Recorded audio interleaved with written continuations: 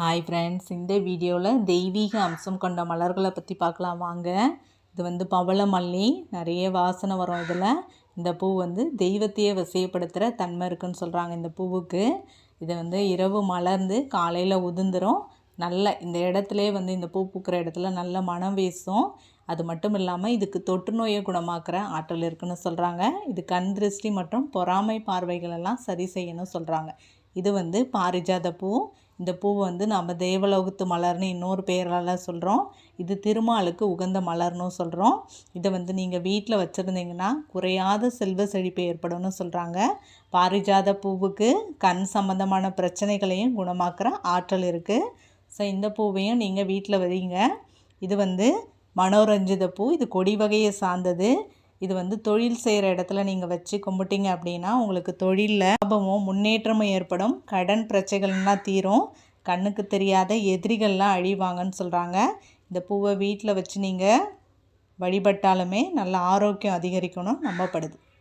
அடுத்தது செண்பகப்பூ. இது வந்து சுக்கிரனோட அம்சமாக கருதப்படுது. இது அதிர்ஷ்டம் இருந்தால் தான் இந்த செடியை நீங்கள் வீட்டில் வச்சு நம்ம வளர்க்க முடியும்னு சொல்கிறாங்க. வெள்ளிக்கிழமையில் மகாலட்சுமிக்கு இதை வச்சு நீங்கள் வழிபட்டிங்கன்னா பூரண ஆசையும் அருளும் கிடைக்கும். அது மாதிரி செல்வம் குறையாது இருக்கும் அப்படின்னும் சாஸ்திரத்தில் சொல்லியிருக்காங்க. இது ரொம்பவே வாசனையான மலர். இது வந்து ஒரு மர வகையை சார்ந்தது செண்பகம் அப்படிங்கிறது. அடுத்தது நம்ம பார்க்க போகிறது பிரம்மகமலம் மலர் தான். இதுதான் பிரம்மகமலம் பூ. இது வந்து பிரம்மாவோட அம்சமாக கருதுகிறோம் நம்ம. இந்த பூவில் தான் பிரம்மா தவம் செஞ்சிட்ருக்காருன்னு நம்பப்படுது. இந்த பூவை வச்சு நீங்கள் வழிபட்டிங்கன்னா சாமிக்கு உங்களுக்கு அனைத்து வரங்களும் கிடைக்கும்னு சொல்கிறாங்க.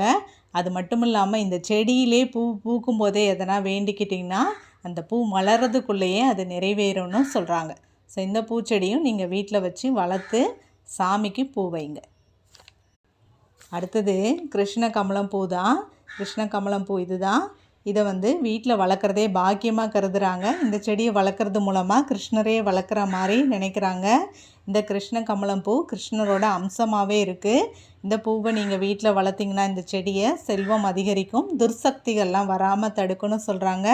இந்த பூச்செடியும் நீங்கள் வீட்டில் வளர்த்து சாமிக்கு வச்சு கும்பிட்டு சாமியோட அருளை வாங்கி கொள்ளுங்கள். ஸோ இது எல்லாமே தெய்வீக அம்சம் கொண்ட மலர்கள். அந்த லிஸ்ட்டில் இருக்க பூ தான். ஸோ இது எல்லாமே நர்சரியில் கிடைக்குது. நீங்கள் வாங்கி வளர்த்துக்கோங்க. நன்றி.